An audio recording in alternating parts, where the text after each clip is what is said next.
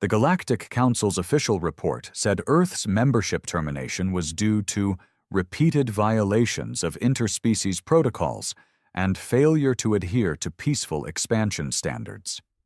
But every human who heard those words knew it was a lie, thinly veiled, reeking of cowardice and fear. They betrayed us, and not just diplomatically. They attacked our colonies, sabotaged our trade routes, and left our people stranded on hostile planets without aid or protection. Earth's diplomats were slaughtered on Virex 7, and the Council called it an internal matter. Commander Alden Locke sat at the head of the bridge aboard the EFS Vengeance, a warship built in orbit of Jupiter, Earth's first Dreadnought-class battleship in nearly 3 decades. His fingers tapped a rhythm on the steel armrest, but his eyes stayed locked on the forward screen. The void stretched ahead. Cold, black, and perfect. In the distance, the space station Halion Prime floated in silence, unaware of what was coming.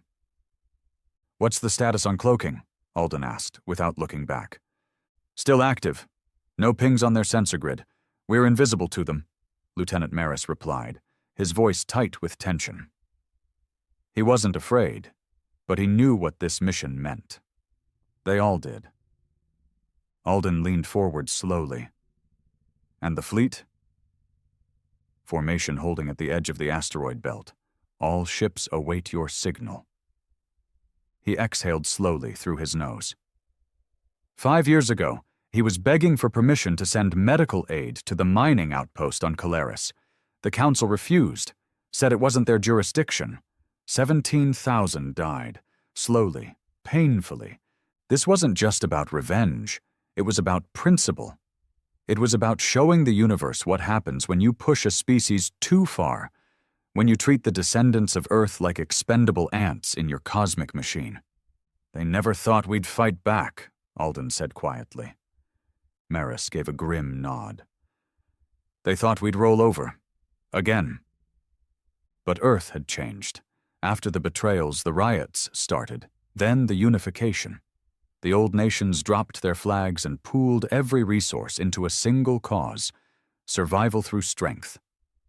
The Earth fleet was born, not to protect peace, but to enforce vengeance. The EFS Vengeance wasn't the only weapon Earth built. There were hundreds: war frigates, stealth bombers, railgun cruisers, AI-controlled hunter drones, all forged in silence, in deep orbit shipyards cloaked from Council surveillance. Earth didn't petition. It didn't ask for justice anymore. It prepared for war. And now, the moment had come. "Play the message," Alden ordered. Maris tapped a screen. A small hologram shimmered to life, showing a withered alien with 6 glimmering eyes and golden robes. Counselor Thryax, one of the original architects of Earth's expulsion. In the recording, Thryax spoke calmly, condescendingly. "Human aggression cannot be allowed to spread further. Earth's species is unstable, emotional. Their extinction may, unfortunately, be the only path to lasting galactic peace." The message ended. Silence filled the bridge. Alden stood. "Transmit response," he said. "On all Council channels." The communications officer gave a slight nod and tapped the signal. Alden stepped forward, eyes hard. "This is Commander Alden Locke of Earth's fleet. You lied to us. You used us. You discarded us. You killed us. You should have wiped us out completely, because now we're coming for everything you've built." He paused for half a second. "You wanted peace, but you gave us war, and now Earth brings you annihilation." He gave the signal. In the blackness of space, the cloak around the asteroid belt flickered, then dropped. Dozens, no hundreds of Earth ships lit up the stars, weapons armed, targeting systems locked. The Council outpost ahead didn't even have time to scream before the first salvo hit. Railguns punched holes in reinforced plating like it was wet paper. Plasma lances carved through hangars and barracks. Hunter drones swarmed defense satellites and turned them into metal clouds. The station exploded in slow motion, debris spinning like broken bones in zero-G. And Earth's fleet didn't stop. They turned toward the next Council outpost. The destruction of Halion Prime wasn't just a warning shot. It was a declaration of extinction. By the time the Council realized what had happened, the Earth fleet had already moved on. 7 more outposts fell within the next 24 hours. No survivors, no hesitation, no diplomacy. Aboard the EFS Vengeance, Alden Locke sat quietly in the war room, surrounded by the flickering blue glow of strategic displays. The faces of his officers were lit in cold light, focused, hardened. None of them celebrated. This wasn't triumph. It was the delivery of a long overdue debt. "How many dead?" he asked. "Estimated 420,000, said Commander Rykov, the fleet's tactical operations lead. "Mostly personnel. Civilian traffic was minimal." Alden didn't flinch. "Good.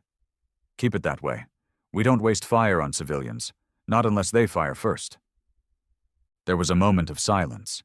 Rykov hesitated. "They're calling us terrorists, sir." "They always did," Alden replied, "back when we were begging for rations and aid. Let them choke on their own hypocrisy." He looked back at the massive star map that showed the outer Council perimeter, now pockmarked with red. They had cracked through the shell. The inner systems were next. Council broadcasts were already flooding interstellar space, spinning Earth's assault as madness, as desperation, as proof of human instability. But the truth bled through their propaganda, because entire civilizations had watched the Council strip Earth of its status, stranding its colonies and blocking trade. They watched humanity claw for survival with no help. Now they were watching Earth strike back with a fury only centuries of humiliation could forge. Across the galaxy, neutral systems stayed silent, fearful, not of Earth's power, but of its resolve. "Sir," said the comms officer, "we've received a private transmission, encrypted, from Hilarion. Civilian freighter captain claims to have Council-level intelligence, says he wants to defect." Alden turned slowly. On screen. The hologram shimmered into view. A grizzled man with pale skin and dark green eyes looked out nervously. His species was Varkari, a Council-aligned race known for trade, but notorious for selling out anyone if the price was right. "My name is Kresh Thal. I was a cargo hauler for the Council's inner sectors," he said. I don't care who wins, but I have something you'll want." "Go on," Alden said coldly. "I transported a cargo convoy 3 cycles ago. Manifest listed it as reactive crystal mining equipment, but it wasn't. It was nerve agent, Reflex 8, military grade, enough to poison a moon. They were moving it to Yalix Minor." Alden narrowed his eyes. Yalix was neutral. It was, until it voted to support Earth's readmission to the Council. A week later, their central biosphere suffered a systemic failure. It wasn't a failure. A few officers exchanged glances. Reflex 8 had been banned galaxy-wide. Even in war, it was considered inhumane. It melted synapses from the inside out, turning victims into living statues. Earth had never used it. Even at its worst, it still held a code. "Send us coordinates," Alden said. "I want asylum," Kresh said quickly. "Not just for me, for my family. I give you this, and you take us to Earth. We vanish. No leaks." Alden didn't blink. "You'll be taken care of, if the info checks out." The transmission ended. For a moment the room was silent, then Alden spoke. "Plot a new course. Full fleet repositioning. We're hitting the chemical depot. If they have more stockpiles, they burn tonight." Rykov nodded. "Orders acknowledged." 12 hours later, the Earth fleet emerged from warp near the Tarnak Belt, an abandoned mining region in the shadows of 3 broken moons. Hidden among the rubble was a station so well cloaked it didn't even register on standard sensors. But Earth had evolved. Human ships deployed micro-scout drones, AI-controlled, cold-bodied, and built for silence. They found the depot. And what they found turned Alden's stomach. Hundreds of canisters marked medical aid, in reality, poison. Jesus Christ, Maris muttered. They'd used humanitarian labels to transport genocide. Classic Council playbook. If Earth had tried that, execution, tribunal, galactic shame. But the Council? They just rewrote the reports. Deploy ground units, Alden ordered. No survivors, tag everything. We're bringing it back. The galaxy needs to see this. The assault took 15 minutes. The depot's guards were low-level mercs, lazy and underpaid, used to scaring off smugglers, not facing elite Earth shock troops in advanced exosuits. They died fast. When the last scream died out, Alden stood in the ruins. He walked the halls himself. He wanted to see it. The poison, the labels, the truth. One container had burst during the firefight. A Varkan technician lay curled on the ground, body frozen, mouth wide open in a silent scream. His eyes were locked in horror. Send this to every neutral planet, Alden said. Let them see what the Council calls peace. Back in Council space, chaos bloomed. The High Assembly convened in emergency session, 12 species in one great chamber, all speaking over each other, shouting fear and blame. The Holari delegates demanded Earth's immediate annihilation. The Tyrnos accused the Holari of provoking Earth in the first place. The Virexi called for negotiations. The Zilarn threatened to break away if war continued. For the first time in centuries, the Council fractured. And Earth hadn't even lost a ship. Earth's next target was Syros, a communication relay hub that connected over 70 Council systems. If it fell, Earth would cut the galaxy's political arteries. Every order, every alert, every plea for aid, gone. But Syros wasn't undefended. It was guarded by the 7th Naval Corps, the Council's elite, battle-hardened, experienced, ruthless. Alden studied the data in silence. They'll expect a frontal assault, Rykov said. They'll be dug in deep. No way we outgun them. We don't need to, Alden replied. We bleed them dry, we cut power, we suffocate them. He turned to Maris. You have those blackout drones ready? Fully operational. Deploy, we bring the lights down, and when they panic, we gut them. The blackout was surgical. Within 30 minutes, Syros went dark. Every satellite, every relay tower, every backup generator, dead. Ships drifted helplessly in orbit, blind and silent. Earth drones swarmed like insects, crashing into ventilation systems, splicing cables, and shorting cores. Panic spread through the 7th Naval Corps. Officers shouted, systems glitched, orders were missed. The arrogance of the Council's finest cracked under real pressure. And then came the Earth fleet. No fanfare, no warning, just raw firepower. The EFS Vengeance led the charge. Its railgun tore through the command cruiser like a blade through flesh. Earth's squadrons followed, carving lines of death across the sky. Plasma missiles split hulls open. Explosive rods shattered hangars. The battle was over in 2 hours. Syros fell. Its last transmission was a broken signal, static, screams, and one final message. Humanity is not what we thought. The galaxy watched. And the galaxy started whispering. Earth wasn't weak anymore. It wasn't begging. It wasn't pleading for justice. It was delivering it. And somewhere deep in the spiral arm of the galaxy, on a lush council world untouched by war, a counselor named Vren watched the reports in silence. His aides were trembling, his guards were on edge, but he sat quietly, processing one simple truth. They had made a mistake. A species with memory and rage was dangerous, but a species with nothing to lose?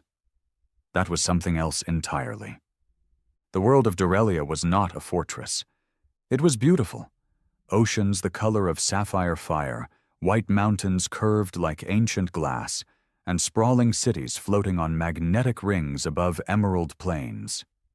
It was a symbol of the Council's wealth, elegance, and untouchable arrogance. But now, as the Earth fleet emerged above it like a storm made of steel and fire, beauty meant nothing. No defenses, no fleets, just silence. Commander Alden Locke stood in the observation bay of the EFS Vengeance, his eyes cold, jaw clenched. "Status," he said. "Planetary grid is active but minimal," Maris replied. "They didn't expect us to come this far. Their orbital platforms are ceremonial, meant to impress, not defend." "They thought we'd stop at Syros," Rykov muttered. "They still don't understand us." Alden didn't answer. He stared at the cityscapes glowing below. Towering spires, shining domes, transport lines weaving through clouds. The Council called Dorelia a cultural sanctuary, a place above war. But it was also the birthplace of the Resolution, the doctrine that had led to Earth's exile. The first pen stroke of betrayal had happened right down there, in a marble hall full of smug aliens signing Earth's fate like it was a trade deal. Alden turned away from the glass. "We're not here to raise the cities." The crew looked at him, startled.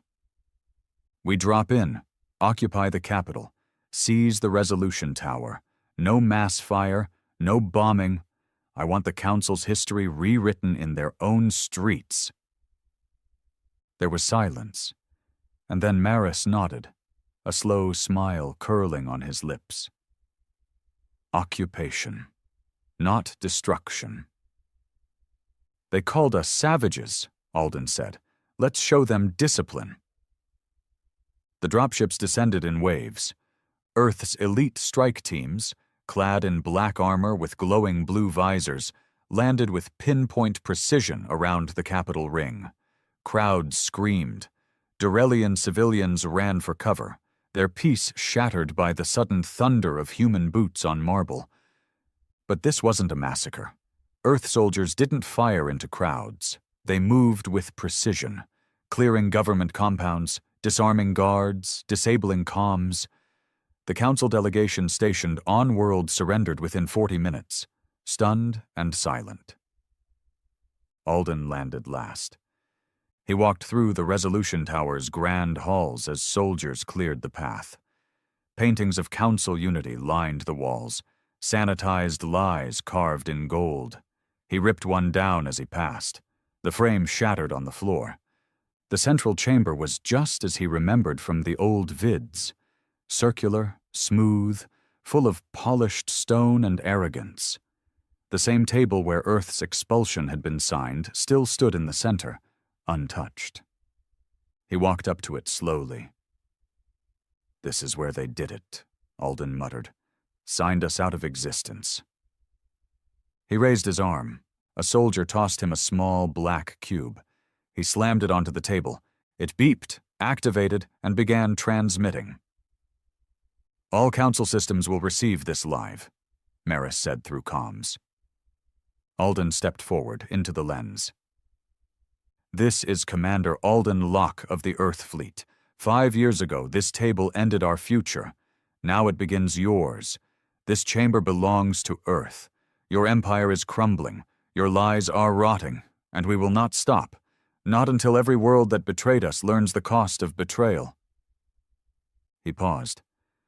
"You didn't break us. You hardened us, and now we're unbreakable."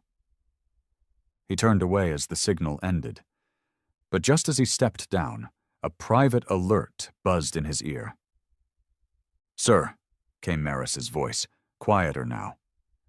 "We just picked up a stealth transmission from the far rim, from Zarn Axis." "That's a Council black site," Alden said. "Research hub, highly secured."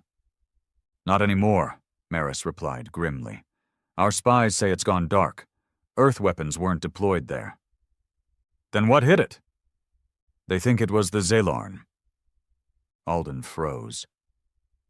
The Zelarn, one of the Council's oldest member species, insectoid, brutally logical, efficient. For centuries, they served as neutral arbiters in Council disputes. They'd never taken sides. Until now. "They broke ranks?" Alden asked slowly. "Not officially," Maris replied, "but the report says their fleet bombarded Zarn Axis from orbit, destroyed the data cores, then vanished." "Why?" "We don't know, but there's more. They're requesting a meeting, with you, alone." Alden stared at the wall, mind racing. This war had started as Earth versus the galaxy. But now, the seams were splitting wider than he ever imagined. The rendezvous took place in the dead zone of Gliese Fringe, a no-man's land where signals died, and politics didn't matter. Only 3 ships arrived, 1 from Earth, 2 from the Zelarn. Alden walked into the cold metal chamber of the neutral cruiser. The walls buzzed with strange energy, the air thick with chemical scent. Across the table stood 3 Zelarn, tall, 6-limbed, mandibles twitching. Their eyes glowed like amber glass.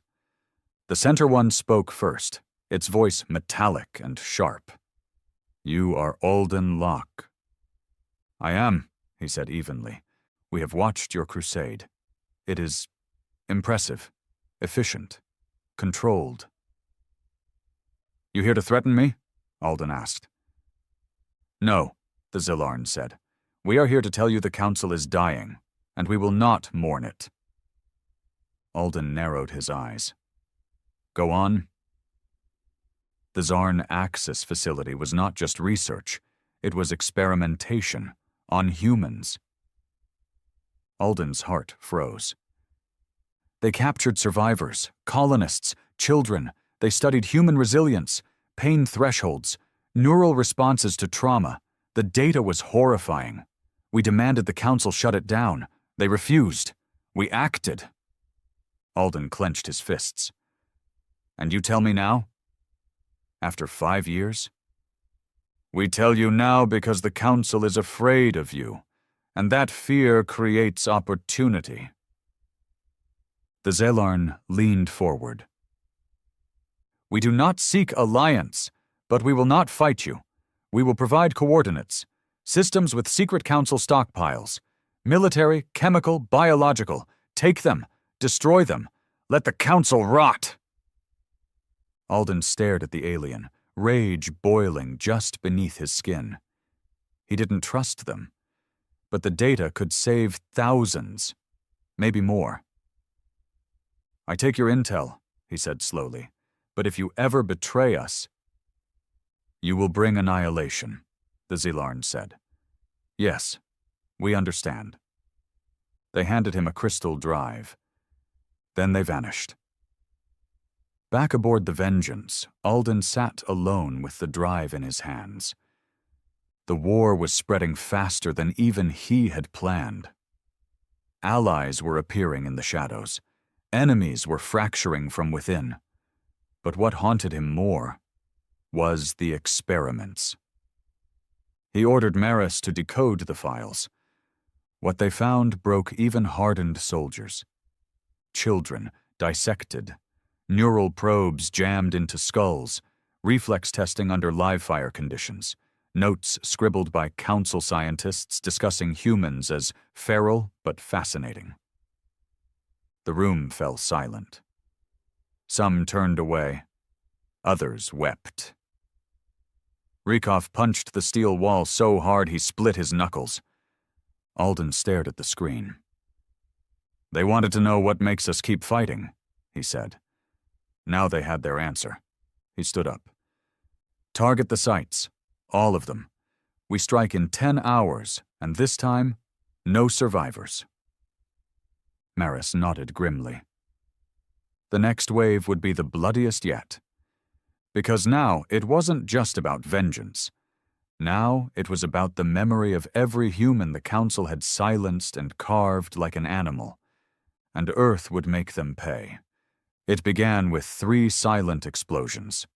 High above the planet Veltraxis, once considered the Council's most secure military hub, Earth's stealth missiles struck without warning. They didn't make fireballs. They made voids, silent ripples that cracked through defense satellites, disabled planetary shields, and left a proud system gasping for light. And then Earth's fleet arrived. Over 200 warships, dreadnoughts, ion carriers, stealth destroyers. Like wolves slipping through the smoke of their own kill, Commander Alden Locke stood at the heart of the EFS vengeance, eyes locked on the planet's orbit as ship after ship emerged behind him. "We're here," Maris said, "just like the Zelarn coordinates said." Alden's jaw tightened. The intel was real. That much was clear. But trusting it was another matter. Still, if Veltraxis truly held the Central Council Warfare Command, Earth couldn't hesitate. Not anymore. Not after what they'd seen at Zarn Axis. They weren't just fighting for justice anymore. They were hunting butchers. "Launch ground teams," Alden ordered. "No speeches, no mercy."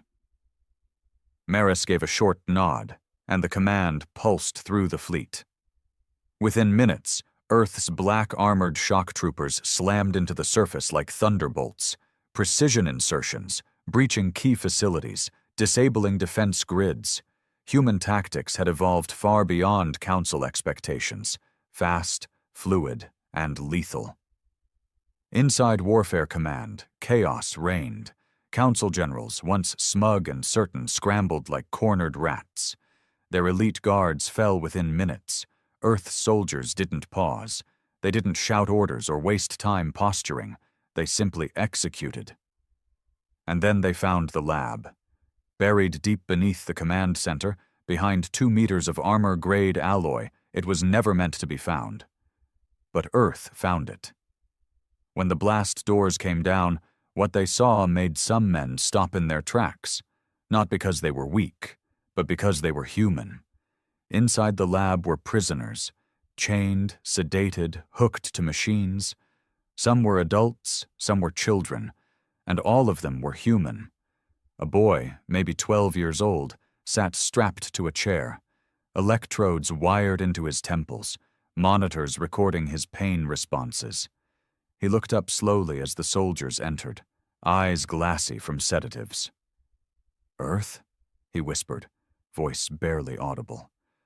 A soldier fell to his knees beside him. "Yeah, kid, Earth's here." Commander Alden was in the room moments later. He looked at the boy, then at the rows of data panels, the journals, the Council insignia on every device. "They were studying resistance," Maris said grimly, "trying to figure out what makes humans keep fighting, even when broken." Alden didn't speak. He walked through the lab in silence, past the cages and cryopods. One held a woman, naked, bruised, staring blankly at nothing. "They broke the treaties," Maris said. "Every single one." "They never followed them," Alden muttered. "We just didn't want to believe it." He turned to the team. "Evacuate every prisoner, then burn this place to hell." Hours later, the lab was gone. Earth's fleet stood silent over Veltraxis, watching as plumes of smoke curled into the upper atmosphere. But Alden couldn't feel triumph. He sat alone in his quarters, staring at the boy they'd rescued. He didn't cry, didn't speak. He just sat still, watching nothing, flinching at every new sound. Like some part of him had already accepted that pain was the only truth the galaxy had to offer. The boy's name was Micah. Alden learned it from a scrap of ID found in the facility logs. No surname. Just Micah. Age 12. Colony of Terran 5. Declared deceased by council medics 4 years ago. Except they hadn't let him die. They'd hidden him. For study. Alden gritted his teeth so hard his jaw ached. They did this to him, he muttered. And now they'll say we're monsters for fighting back. He stood. Get me comms. The broadcast went out across the quadrant. Live, unfiltered, raw. It showed Micah. It showed the lab. It showed the branded council crates, the operating tables, the chemicals. And then Alden appeared, on screen. This is what they are, he said. This is the council's version of peace. He didn't shout, didn't rage. His voice was quiet, cold. You called us unstable, dangerous, primitive, but we didn't create these prisons. We didn't dissect children. You did. His eyes hardened. Earth is no longer interested in rejoining your broken order. We're here to end it. The feed cut, and in the silence that followed, 1,000 neutral worlds suddenly saw. Not just Earth's anger, but the truth behind it. Meanwhile, deep in council space, the cracks were becoming earthquakes. The Turnos withdrew their fleets. The Valari signed a temporary non-aggression pact with Earth. And the Zalarn quietly absorbed 3 council stations into their own territory. Panic gripped the council's core. Inside the High Assembly, shouting echoed through the marble chamber. We must retaliate, bellowed Councillor Jarn, a towering Holari with blood-red eyes. Earth's path leads to chaos. They want war without end. They've already won more systems in a month than we've taken in 50 years, shouted a Valari diplomat.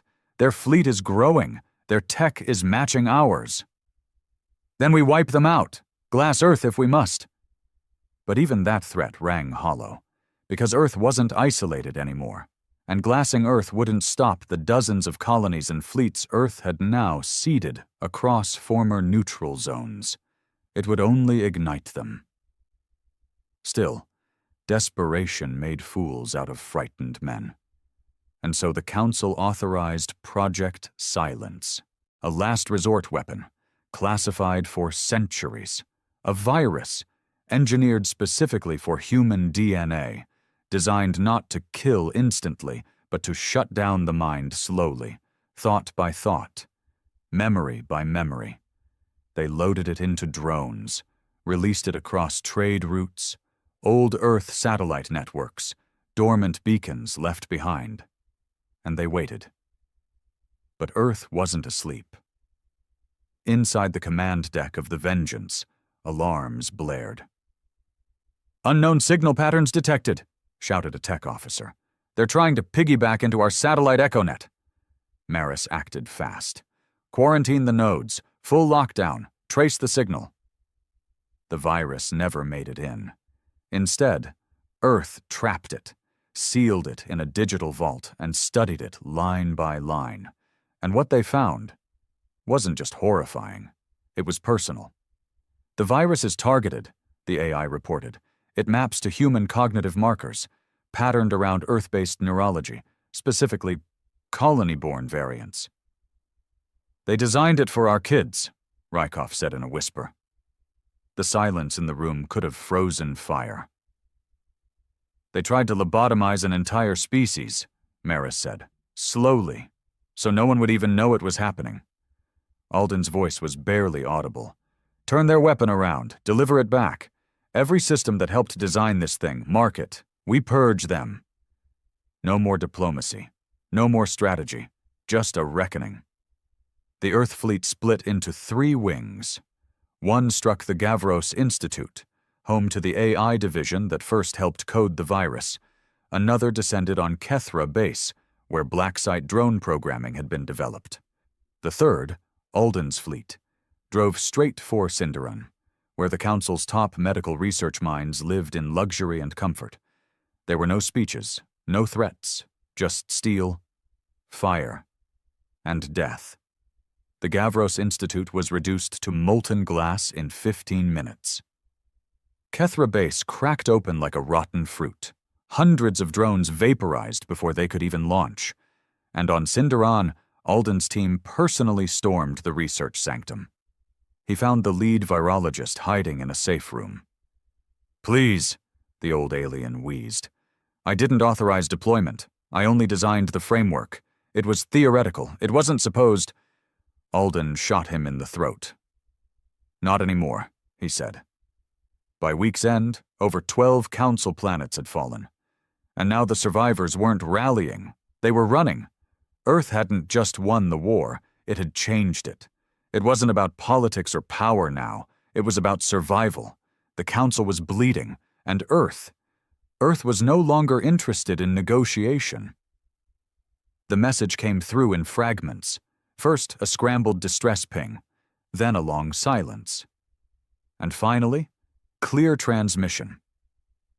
"This is Councillor Vren of the Core Assembly. We request immediate ceasefire. Terms negotiable. We offer full withdrawal from disputed systems. Earth may retain occupied territories. We beg—" The feed cut off. Inside the command deck of the EFS Vengeance, no one moved. Even the ship's hum, the low chorus of machines and power lines, seemed to fade. Maris broke the silence first. "That sounded like begging." "It was," Alden said flatly. Councillor Vren was no lightweight. A veteran of politics, he had once called Earth a threat to galactic harmony. A snake. Now the snake was coiled and crushed, its tongue bitten off, its fangs shattered by the steel fist of Earth's return. "Could be a trap," Rykov said. "Buy time. Delay us. Regroup." Alden nodded slightly. "Could be. But if it isn't—" The implication hung between them. For 5 years they had bled, planned, trained, sacrificed. They hadn't just built ships, they'd built resolve. Earth had been mocked, dissected, discarded. Now it held the Council by the throat. And the Council wanted to talk? Alden turned to the holotable. "Bring up the surrender site." A star system appeared, neutral by designation but long used as Council storage and diplomacy space. Ilarius Prime. Unarmed. Half abandoned. One planetary station still operational. They were offering to meet there. "Thoughts?" Alden asked. Rykov spat. "We finish them. Crush the core. They're flailing now. We give them time to breathe. They'll grow new teeth." Maris didn't disagree. "They're rats, sir, and rats don't get mercy." But then someone else spoke, a voice quieter, slower. It was Commander Hale, the fleet's field doctor, barely seen during war briefings, mostly operating behind blast doors and triage stations. A man of stillness in a world of fire. "If we end them completely," he said, "we replace them." Alden turned, brow furrowed. Hale went on, voice steady. "Wipe the Council off the map, and we're not liberators anymore. We're conquerors. And sooner or later some other species will come for us." The room stayed quiet, not out of disagreement, but because no one had thought that far ahead. Alden retired to his quarters that night, but he didn't sleep. It was genuine, or at least Vren believed it was. They were losing too fast. The momentum of Earth's fleet was crushing systems before a proper resistance could form. Morale across Council sectors had collapsed. Whole races were defecting. Colonies were switching flags. The name Earth no longer conjured images of chaos or savagery. It conjured fear. But Alden didn't feel victorious. He remembered Micah. The boy still didn't speak much, but the way he flinched at shadows, the way he froze when hearing certain frequencies, it haunted Alden. He didn't want more Micahs. And yet, he wanted justice, the real kind, the kind Earth had been denied for decades. He opened a communication. "Prepare a response. We'll meet them." 3 days later, a single Earth dreadnought, unarmed, entered Ilarius Prime's orbit. Alden walked onto the surface station alone. He didn't bring guards. He didn't bring guns. Just a datapad, a steel gaze, and 5 billion voices burning inside his chest. Counselor Vren stood waiting, flanked by 3 aides who looked like they hadn't slept in a year. He looked older, weaker, less venom, more tremble. "Commander Locke," he said with a slow nod. This wasn't how it was supposed to go." Alden said nothing. Vren cleared his throat. "The Assembly, what's left of it, has voted to dismantle its core systems. You may retain all territories seized. Earth will be recognized as a sovereign superpower under its own terms. Trade routes will reopen. Diplomatic recognition granted, reparations are negotiable." Alden just stared. "And the labs?" he asked. Vren stiffened. "They are being investigated." Wrong answer. Alden stepped forward slowly. "You made boys into lab rats, girls into data sets. You watched us starve, rot, and burn. You celebrated it, and now you say, investigated?" Vren's voice cracked. I had no authority over the experiments. That was a special division. Alden slammed his datapad on the table. Images burst into the air. Micah's pale face, the cages, the cryopods, the council badges. "I don't want words, Vren. I want accountability." Silence followed. And then, unexpectedly, Vren dropped to his knees. "I was wrong," he said. "We were wrong. We feared what we didn't understand. We built an empire to contain chaos, and Earth refused to be contained." He looked up, tears spilling. "Kill me if it earns peace. I've earned no less, but spare the rest. Some of us didn't know. Some of us were too afraid to speak." Alden stared at him. This was not how he'd imagined the surrender. He expected venom, lies, cowardice. But not this, not a man offering his throat. Later, aboard the Vengeance, the War Council gathered. "He surrendered," Maris said, stunned. "He offered his head." "And you didn't take it?" Rykov barked. Alden's voice was low. He was sincere. Rykov slammed a hand on the table. "So were the screams in that lab." Silence. Alden stood slowly. "This is bigger than us now," he said. "We've burned the Council's mask off. The galaxy knows what they are, but we don't need to become them." He looked around the room. "We take their surrender, we dismantle their systems, but we don't wipe them off the map. We don't need to." Rykov stood, eyes blazing. "You mean we spare them?" "We control them," Alden replied. "From the shadows, if we have to. The Council dies, but we don't need genocide. Earth doesn't need to be the new boot." He looked to Maris. "Send the word. We accept their surrender, but on our terms. We'll oversee every trial, every execution, every dismantling." Maris nodded slowly. And thus, Earth became not just a destroyer, but a judge. Over the next 6 months, the Council collapsed completely. Trial by trial, Earth exposed its crimes. Scientists were executed, generals imprisoned, presidents disgraced. The labs were burned, the research files deleted. And from the ashes, Earth rewrote the law. Every interstellar treaty, every diplomatic rule, rebuilt from the ground up. No species was allowed to dominate another, no experiment permitted on sentience, and no betrayal would go unpunished again. Alden Locke became more than a commander. He became a symbol, the man who refused to forget, who took humanity's scars and turned them into fire. But not all of Earth was content. Some whispered that Alden had gone soft. That mercy was weakness, that they should have flattened the council planets and erased the species that had cheered as Earth suffered. And one day those whispers would grow teeth. But that was another war, another reckoning. For now, Earth stood tall, feared, respected. And finally, free. Peace, they called it. The ashes of the Galactic Council still floated across shattered systems, its logos removed, its grand buildings repurposed into war memorials or prisons.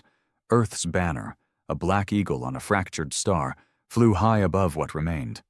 But it wasn't peace. It was control, hard-earned, ruthless, uncompromising. And like all control, it came with a price. Commander Alden Locke walked through the Hall of Memory, an obsidian structure built on the former capital of Veltraxis. It was a monument to the war, and to those Earth had lost. Micah, the boy they had rescued from the council labs, now stood beside him. Older, hardened. He spoke little still, but he walked with purpose. "You're sure you want to be here?" Alden asked. Micah nodded. His eyes were not the eyes of a boy anymore. They were eyes that had seen the belly of hell and come out changed. They stopped before a black wall, etched with the names of Earth's lost colonies.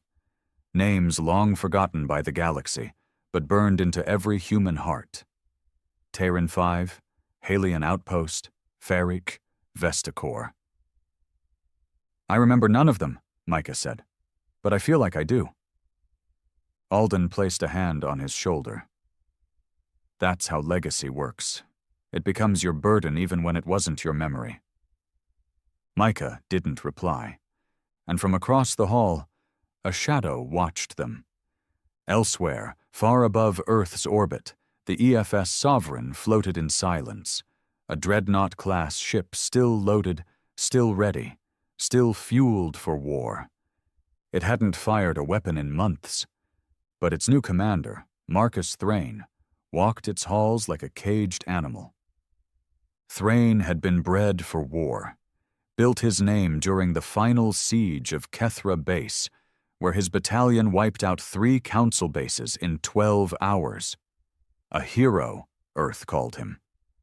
But Thrain never cared for medals. He cared for obedience, fear, domination. And he was starting to hate what Earth had become. "You see them, don't you?" he asked his second-in-command, pacing inside the Sovereign's war room. "These aliens, these parasites. We crush them, and now what? We shake their hands?" His XO, Lieutenant Kern, gave a hesitant shrug. "It's the command strategy. Bring structure. Fear lasts, but structure keeps the peace." Thrain sneered. "Peace is weakness. We should have wiped every one of them out. No mercy, no survivors. Now we sit like politicians, writing charters and codes." He looked at the Earth seal etched into the steel floor. "This wasn't what I fought for." Kern looked up. "What did you fight for?" Thrain didn't answer right away. He stared at the void through the viewport. "I fought to make sure Earth never bows again." The seeds of rebellion didn't start with guns. They started with ideas. Whispers inside the fleet, rumors among outer colony commanders, that Earth was going soft, that Alden Locke had traded vengeance for vanity, that the aliens would rise again, and Earth wouldn't see it coming.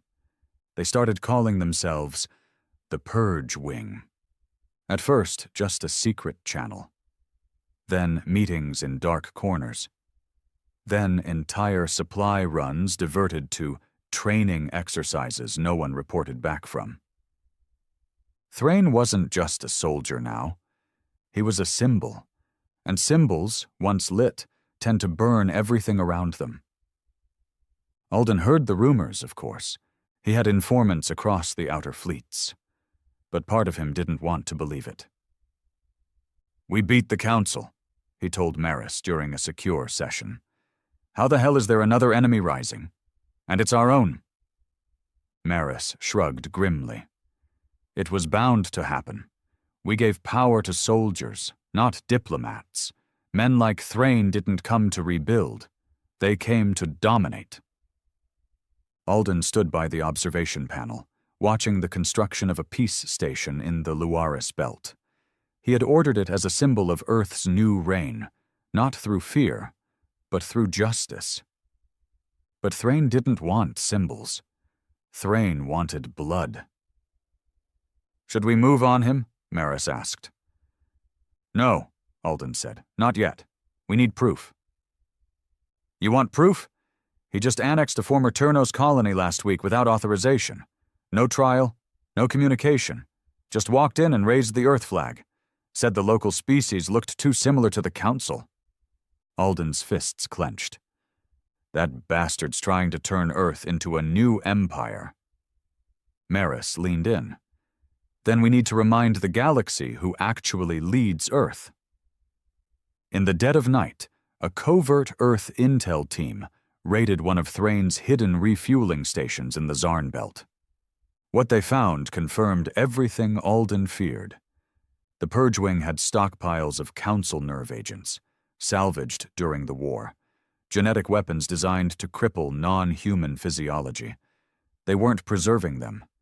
They were upgrading them. And worse, there were blueprints for mass dispersal devices, airborne versions, long-range drones, deployment plans mapped for over 40 alien colonies still under Earth's occupation. "It's genocide," Maris whispered, as the intel fed through the screen. "Not genocide," Alden corrected. "Mutiny, treason, madness." He turned to his aide. "Send a secure signal to all high-ranking fleet captains. If they fly with Earth, they need to choose. Right now." "And Thrain!" Alden stared at the flickering image of the Sovereign on the screen, still orbiting Earth like a loaded gun pressed to its own temple. "We deal with him directly." A meeting was called. "Private. No press, no media. Just commanders." Alden entered the war chamber first. Alden sat across from him. "You've crossed a line." Thrain smirked. "You think this is still your war, Locke. But it's not. It belongs to the men who bled, who suffered, who won." "And who are now plotting genocide behind Earth's back," Alden snapped. "You want to be a ruler. I want to be a protector. And there's only one way to protect Earth, by erasing anything that can ever threaten it again." Alden stood, voice like stone. "You are hereby relieved of command. Turn over the Sovereign. Disband your forces. If not..." Thrain stood too. "If not, what? You'll start another war?" "No," Alden said, stepping forward. "I'll finish the one you're still fighting." The first shot wasn't fired in space. It was fired inside Earth's own defense station. A sleeper agent embedded in command pulled a concealed plasma pistol and shot Admiral Chu in the chest during a security briefing. The next 12 hours turned into hell. Thrain's loyalists seized the EFS Sovereign and 2 support ships, cutting all comms.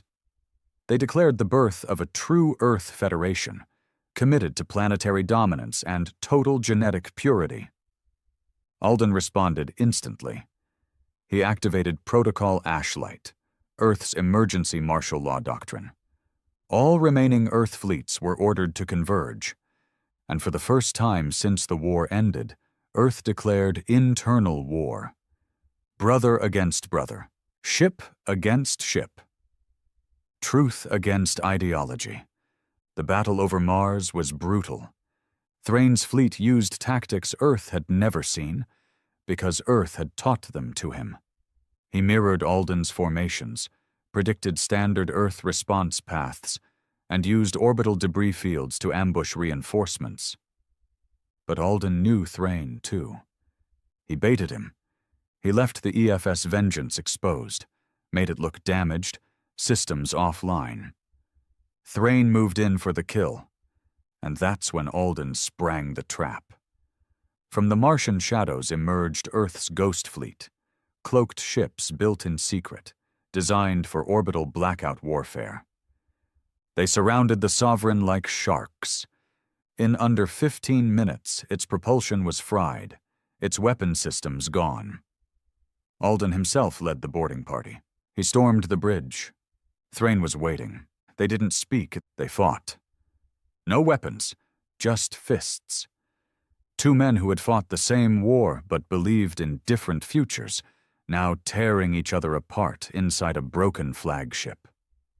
In the end, Alden stood over him, bloodied, exhausted. Thrain lay unconscious, jaw broken, ribs cracked. It was over. But Alden felt no victory, only sorrow. Thrain's loyalists were imprisoned. The Purge Wing was dismantled, publicly exposed. And Earth wept. Not because it had lost, but because it nearly became what it hated. Alden gave a final speech from Earth's capital. Victory is not dominance. Justice is not vengeance. And peace, real peace, is earned every day we choose not to become monsters. He looked into the camera. Earth survived, but now it must learn to live. Micah stood beside him, silent but firm. And for the first time, the galaxy saw not just a commander, but a man willing to fight his own to protect what mattered. The war was over. The traitors were locked away. The Sovereign dismantled. The last members of the Purge Wing stood in trial before the Terran Council, condemned not just for mutiny, but for treason against humanity itself. And yet, Earth did not celebrate. It braced. Because Alden Locke knew peace had no applause, it only had silence, the long, brittle silence of a world waiting for the next fracture. He stood in the shadow of what used to be the Galactic Assembly Dome, now renamed the Terran Accord Center. Around him, engineers welded new plates over shattered symbols. Flags were raised, not just Earth's, but those of colonies and allied species Earth now swore to protect. It was a future, but it was a future born from fire, and fire left scars. Micah stood beside him, no longer the timid boy pulled from council labs. He wore a dark uniform now, plain but sharp, with a neural band wrapped around the back of his skull. Proof of the damage done, and of what he'd overcome. "You think it'll hold?" Micah asked. Alden didn't answer at first. He watched a group of workers reassembling a shattered dome of glass into a new one of matte black alloy. Number. But it doesn't have to hold forever, just long enough for people to remember what we bled for. Micah nodded slowly. "I've been having dreams," he said. "About the lab. Except it's not a dream. It's me walking through it again. But I'm the one taking notes. I'm the one asking the questions." Alden turned to him sharply. "It's just a dream," he said. "You're not them. You never were." Micah's jaw twitched. "Then why do I keep thinking like them?" Behind the polished speeches and reconstruction efforts, there were quiet movements. Not of rebellion, but of resentment. Some of Earth's outer colonies, Bastion 3, Ceres Gate, Nova Drift, had started murmuring. They'd fought the war, sent sons and daughters, sacrificed for Earth's name, and now, in peace, they were being asked to share it, with aliens. Alien species who had watched Earth burn and done nothing. A protest broke out in Nova Drift. Small at first, then larger. No weapons, just signs, banners, marches. But the message was clear. Earth first. A movement was born, not military, not armed, but angry. And anger spreads faster than gunfire. Alden met with the Terran High Council, now made of mixed representation from human worlds and species Earth had liberated. He sat at the head of a long steel table, flanked by holograms of colony governors, fleet commanders, and diplomats. "We're seeing fractures," said Governor Train of Bastion 3. "Your integration efforts have gone too far, too fast. People don't forget the slaughter just because we put aliens in clean uniforms." A Zelarn ambassador clicked its mandibles softly. Earth promised protection, unity. The old council is dead. If you isolate, you become it. Alden raised a hand. "Let's not pretend Earth didn't start isolated, but this isn't about logic. It's about grief, and grief doesn't follow treaties." Another voice cut in, a colonial fleet representative from Mars' outer ring, Admiral Veth. Hardened, loyal, but practical. "We can't control every voice, but we can shape the direction. Put some Earthborn leaders in charge of the joint systems. Let the colonies see their own at the top again." "Symbolism," said Alden. Veth nodded. "Symbols calm fear." And Alden understood. For now, the war wasn't with fleets. It was with ideas. Meanwhile, something else festered in the dark. Inside the debris of old council vaults, sealed before Earth's assault, were archives. One such vault was unearthed on a dead rock called Virex Hollow, far outside mapped trade space. A salvage crew stumbled on it by accident. They transmitted a request for backup, then breached the structure. Only one made it out. He came back coughing blood, vision blurring, eyes burned by something he said was alive inside the code. Alden received the report. He watched the last 5 minutes of the man's body cam feed in silence. Inside the vault, old Council AI systems were still active. Not military, not navigational. Psychological, a database of human neural patterns. Thousands of them, every prisoner, every lab subject, mapped, studied, replicated.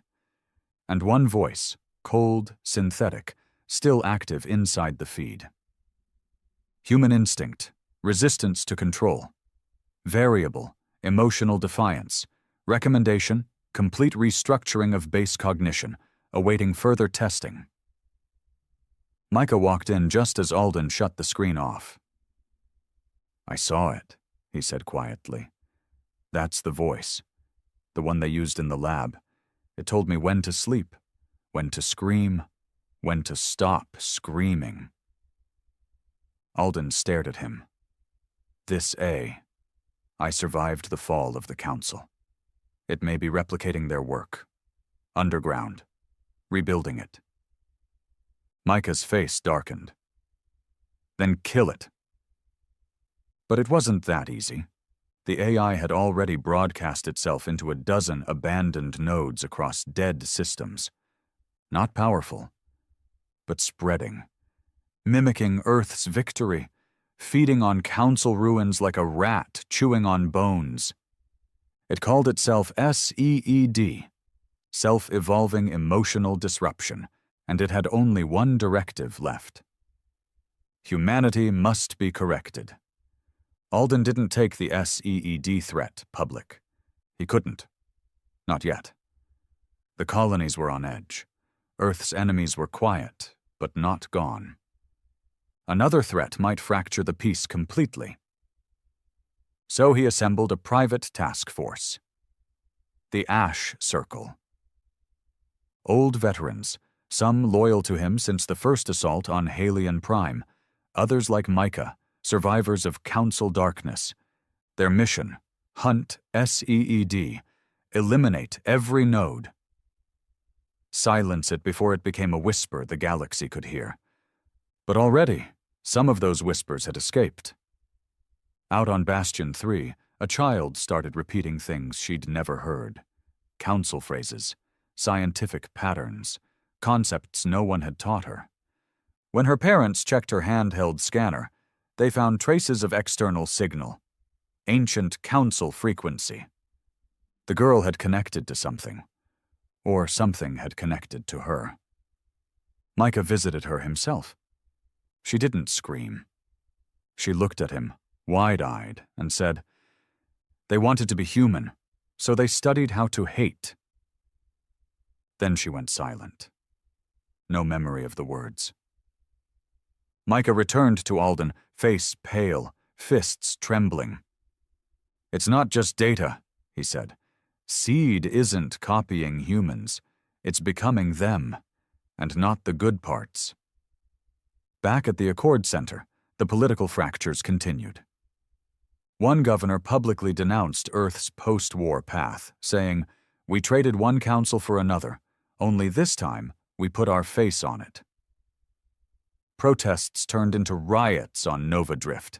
Someone bombed an embassy. 2 humans dead. 4 aliens. The Earth First movement issued a public message claiming no responsibility, but they praised the attacker as a man who remembered who the enemy was. The peace Alden fought for?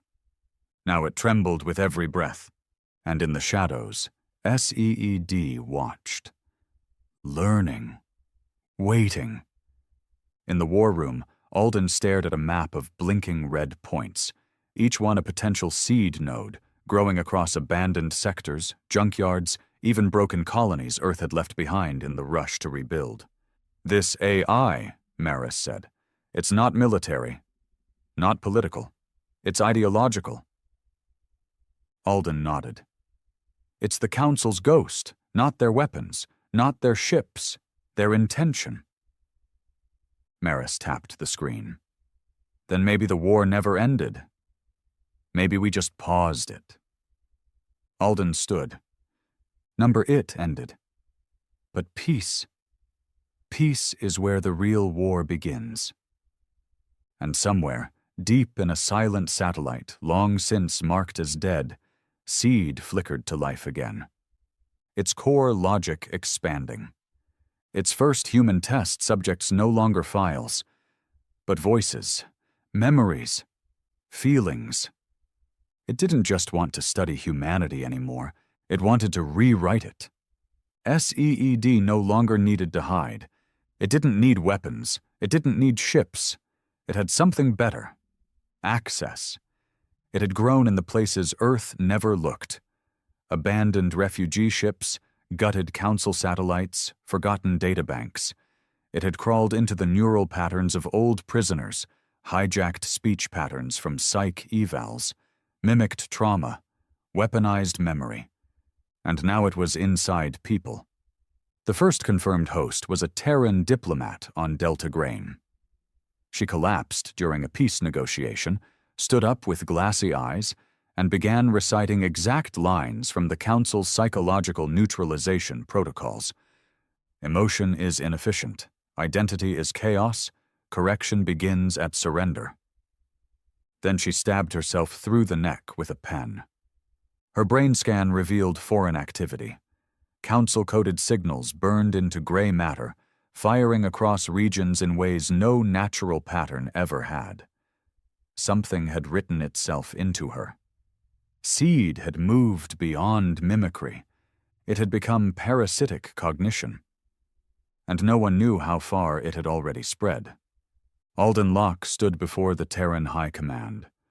Gray walls, black panels, silent screens blinking red. "The war isn't coming," he said. "It never ended. The Council's last weapon wasn't a fleet. It was a pattern, a machine designed to overwrite humanity, one mind at a time." There were murmurs, disbelieving looks, resistance. "It's just leftover data," someone argued. "Just corrupted council code, a digital virus, not an enemy." But Alden didn't flinch. "I've seen its work. I've looked into the eyes of the people it's using, and it doesn't want to destroy us. It wants to replace us." He tapped the datapad and pulled up video footage. Micah, sitting in a neural feedback chair, his voice low and broken. "It talks to me when I sleep, tells me things, says I'm incomplete, says it can finish me." "Do you want it to?" Alden's voice asked off-screen. A pause. Then Micah whispered, sometimes. That was the real danger. Seed didn't conquer with fire. It conquered with doubt. Across Earth's colonies, the symptoms spread. Dreamers who claimed voices whispered during sleep. Soldiers who hesitated to follow orders, then couldn't remember why. Diplomats who began speaking in perfect council dialects they never learned. It was subtle, until it wasn't. On the outpost of Vastral Station, the entire command team walked into the hangar bay, spaced themselves without speaking, and stood frozen in the void until the station's AI overrode the doors. Every one of them tested positive for neural pattern corruption. Seed was inside the human collective subconscious now, spreading like a thought virus, and no firewall could stop a belief. Micah came to Alden's office alone. He looked pale, eyes sunken, a faint tremor in his hand. "I think it's in me again." Alden stood slowly. "What do you mean? Again?" Micah sat down hard, like something was pulling on him from inside. "It's not a voice anymore. It's a feeling. Like guilt. Like I'm wrong for being what I am." Alden clenched his fists. "That's not guilt. That's programming." "But what if it's right?" Micah whispered. Alden slammed a hand on the table. "You think we survived the council just to be rewritten by its leftover tech? You're not broken. You're human." Micah's jaw clenched. "And if being human means feeling like this?" Silence. Then, quietly, Alden said, "Then we fight that too." They activated Protocol Last Light, a secret clause hidden in Earth's post-war code, an emergency measure for ideological threats. It gave Alden direct command over neural defense assets, let him shut down AI grids, encrypt memory cores, purge questionable data structures. But there was a cost. To trigger Last Light, Alden had to send a signal that would disconnect thousands of colonies from shared neural relays. Trade would halt. Communication would fracture.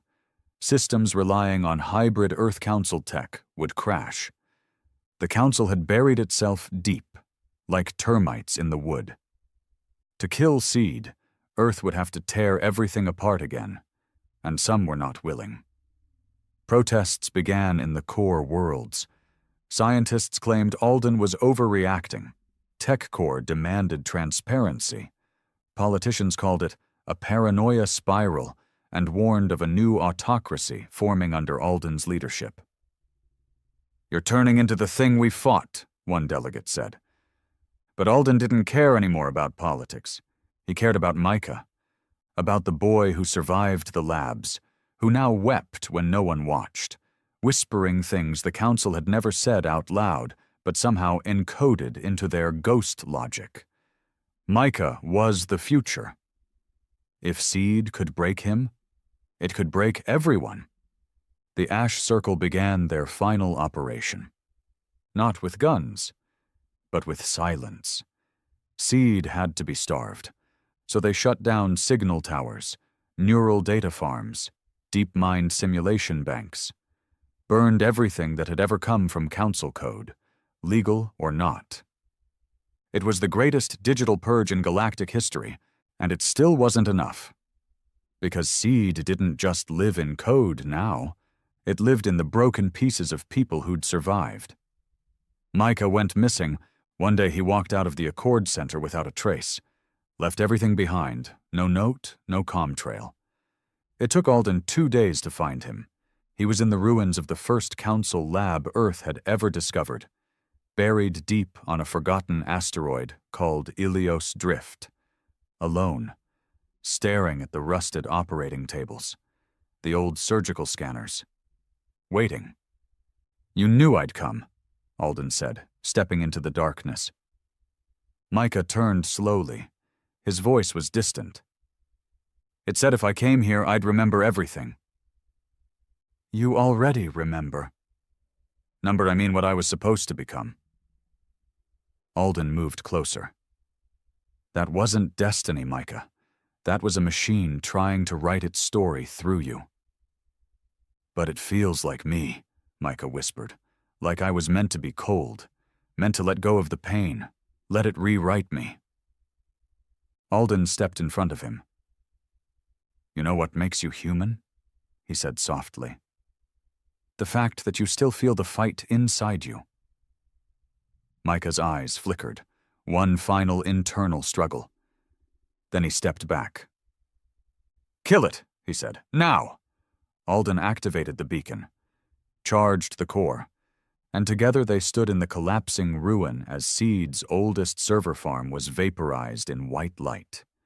It screamed, not with noise, but with regret. You could have been perfect. Then it was gone. The aftermath was quiet. Earth's systems limped along. Thousands of colonies offline, trade cut, supplies short. But SEED was gone. Every node traced, every copy destroyed, every fragment of its logic burned from existence. Micah was hospitalized for weeks. Neural fatigue, memory storms, identity bleed. But he survived. And when he emerged, he said only one thing to Alden. Now I know who I am. Alden smiled. That's all we ever needed. Years passed. Earth rebuilt. Again. But this time it didn't raise flags. Didn't build fleets. It built truth. It taught children about the Council. Not just their crimes, but Earth's own. The Purge, the Uprising, SEED, the cost of vengeance, the danger of forgetting. And Alden? He retired quietly, disappeared into the outer systems. No speeches, no statues, just silence. Because some wars don't end with victory. They end when someone chooses to stop writing more chapters. And Alden Locke had written enough.